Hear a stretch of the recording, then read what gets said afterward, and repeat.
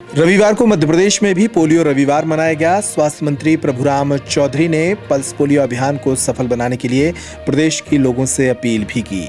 Pulse polio अभियान को सफल बनाने के लिए प्रदेश में 44,825 बूथ बनाए गए हैं। 5 साल तक के बच्चों को पोलियो की दवा पिलाई जा रही है। 1995 से शुरू हुआ पल्स पोलियो अभियान इस साल अपनी रजत जयंती वर्ष को मना रहा है। मध्य प्रदेश के स्वास्थ्य मंत्री प्रभुराम चौधरी ने बताया कि 2008 में मध्य प्रदेश में आखिरी पोलियो का मामला सामने आया था। अब राहत की बात है कि देश में पोलियो के मामले सामने नहीं आ रहे हैं। उन्होंने बताया कि इस साल 1 करोड़ बच्चों को पोलियो की दवा पिलाए जाने का लक्ष्य है। यह अभियान 3 दिन चलेगा और इस दौरान प्रदेश में कोरोना वैक्सीनेशन के काम को रोका गया है। आज से पल्स पोलियो अभियान का शुभारंभ हुआ है और 3 दिन तक ये अभियान चलेगा।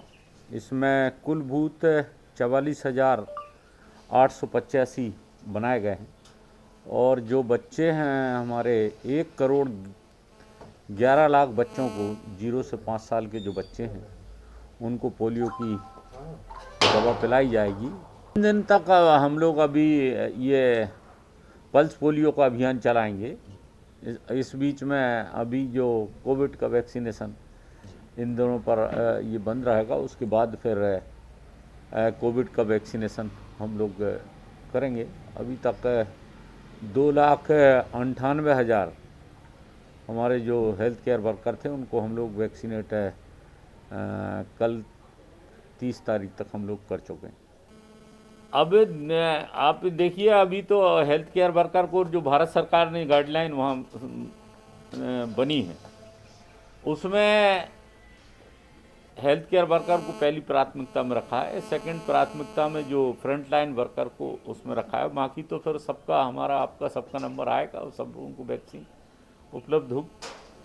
उधर पोलियो पर जानकारी देने के साथ साथ प्रदेश के कई अहम मुद्दों पर भी प्रभुराम चौधरी ने जानकारी दी, लेकिन उनके बयानों पर कांग्रेस के विधायक कुणाल चौधरी ने तीखी प्रतिक्रिया दी। कांग्रेस विधायक कुणाल चौधरी ने पल्स पोलियो अभियान पर भी तंज कसा और कहा कि मध्य प्रदेश की सरकार लोगों को सिर्फ भाषण का राशन उपलब्ध करा रही है।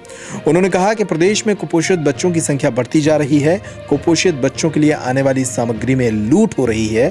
भारतीय जनता पार्टी और नेताओं पर भी गंभीर आरोप कुणाल चौधरी ने लगाए।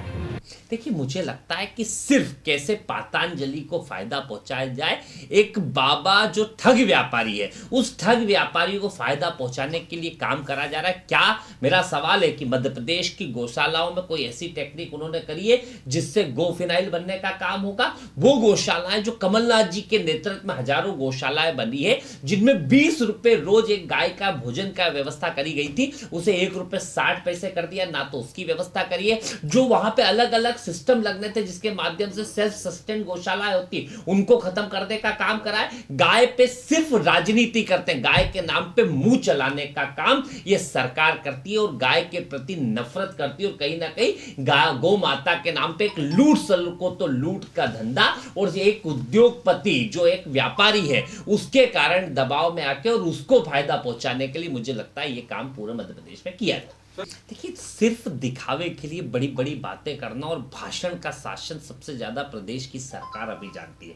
इनके नेता खड़े होते हैं, चाहे मुख्यमंत्री हो चाहे मंत्री हो, रोज माइक पे भाषण देने की इनसे बात करो, ये कर दिया। पर कलंक मध्य प्रदेश के ऊपर जो है कि कुपोषण में नंबर 1 मध्य प्रदेश अभी बना हुआ है। लगातार कुपोषण के मामले बढ़ते जा रहे हैं और जो कुपोषित बच्चों के लिए जो अनाज आता है, जो चीजें आती है, उनमें लूट सके तो लूट योजना चलती है। कभी सड़े हुए चावल खिलाए जाते हैं, कभी सड़े हुए जहरीले गेहूं खिलाए जाते हैं और जो उनके पौष्टिक आहार आते हैं उनमें एक बड़ा लूट का काम मध्य प्रदेश सरकार करती है।